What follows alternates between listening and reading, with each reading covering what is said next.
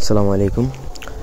যে সকল স্বামী স্ত্রীর মধ্যে সবসময় ঝগড়া বিবাদ লেগেই থাকে, স্বামী স্ত্রীকে দেখতে পারে না, স্ত্রী স্বামীকে দেখতে পারে না, স্বামী স্ত্রীর গায়ে হাত উঠায় বা স্ত্রী বাবার বাড়ি চলে যায়, ঝগড়া বিবাদ মারামারি খুনাখুনি কাটাকাটি সবসময় লেগেই থাকে, সংসারে অশান্তি, তাদের জন্য এই বিদ্যাটা। প্রথম থেকে ভিডিওটা না টেনে শেষ পর্যন্ত দেখুন। আমার চ্যানেলটা সাবস্ক্রাইব করবেন, লাইক কমেন্ট শেয়ার করবেন। ব্যক্তিগত যে কোনো প্রয়োজন বা যে কোনো কাজের জন্য স্ক্রিনে দেওয়া নাম্বার আছে, সরাসরি ফোনে, হোয়াটসঅ্যাপে বা ইমোতে যোগাযোগ করে যে কোনো কাজ করাতে পারবেন, দেশে বা দেশের বাইরে থেকে। এটা একটা মগা নকশা, আশা করি লেখা দেখলেই বুঝতে পারছেন। এটা আগে সাদা কাগজে যে কোনো কালির কলম দ্বারা লেখা প্র্যাকটিস করবেন, লেখা ভালো করে শিখতে হবে। উল্টাপাল্টা করলে মগা নকশা খুবই বাজেভাবে উল্টা হয়ে যাবে, কিন্তু তখন আর কিছু করার থাকবে না। এটা আপনাকে ভোজপাতার মধ্যে যে কোনো শনি বা মঙ্গলবার দিনে পাক পবিত্র হয়ে উলঙ্গ অবস্থায় লিখতে হবে। মগাবিদ্যার একটা বৈশিষ্ট্য হচ্ছে উলঙ্গ অবস্থায় লিখতে হয়, কারণ এটা কবরি কালাম, না হলে কাজ করবে না।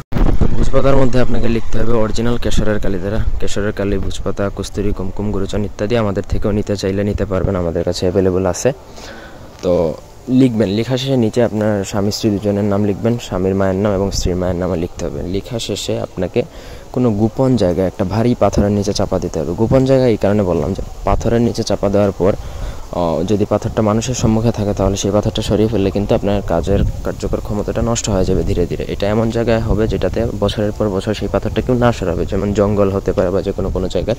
তাহলে আপনার কাজটাও দীর্ঘস্থায়ী হবে এবং এটা লম্বা সময় কার্যকর থাকবে। এবং লম্বা সময় কার্যকর যদি এটা থাকে, তাহলে সেটা মানুষের রক্তের সাথে মিশে যায়, তখন আর এটা চেঞ্জ করা লাগে না বা কোনো কিছু করতে হয় না। আর এটা সঠিকভাবে যদি প্রয়োগ করেন, তাহলে 100% বলবো গুল্লি মিস হবে, কিন্তু আপনার কাজ মিস হবে না। খুবই পাওয়ারফুল এবং শক্তিশালী একটা বিদ্যা, তবে প্রপার ওয়েতে কাজ করতে হবে। উল্টাপাল্টা নিয়মে কাজ করলে কাজ হবে না, বা যে ইনস্ট্রাকশন বলছে সেই ইনস্ট্রাকশন অনুযায়ী আপনাকে কাজ করতে হবে। তো এই ছিল আজকের ভিডিও। ধন্যবাদ সবাইকে আমাদের সাথে থাকার জন্য। লাইক কমেন্ট শেয়ার করবেন।